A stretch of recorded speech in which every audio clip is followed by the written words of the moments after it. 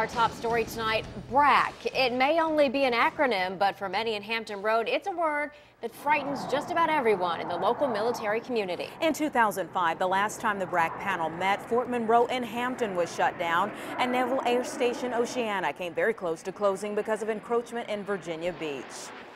Now, BRAC stands for Base Realignment and Closure, and the region is bracing for the potential of another round, possibly as soon as 2015. A House subcommittee heard testimony from the Department of Defense today on that matter. 10 on your side's Art Kohn joins us now with the very latest. Art? Yeah, Stephanie, Congressman Whitman led the meeting called to determine if another round of BRAC was necessary. Former Defense Secretary Leon Panetta announced last month that the Pentagon would propose another BRAC as part of its fiscal 2014 request, a measure called for if Congress failed to approve a 2013 defense budget in time before the sequester kicked in. I made a conscious decision not to add anything or take anything out.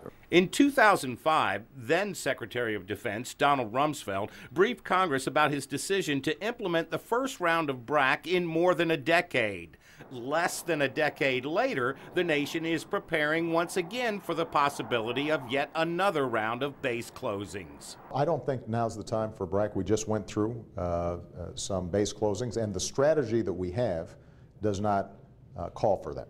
That was in July of last year when the president told 10 on your side that he was not planning for BRAC. That was also before the deadline for sequestration expired and Congress failed to agree on a budget for the Pentagon. The president's comment then only covered 2013, and we had language in the National Defense Authorization Act that said just that. With the writing on the wall for another round of base closures in the near future, local business leaders are already concerned. As a key military area, we know that we're a target-rich environment. I think we need to get out in front of this and not wait for things to happen. A lesson learned when the city of Virginia Beach learned that Naval Air Station Oceana was on the last BRAC list after residential and commercial development raised concerns of encroachment by the Navy.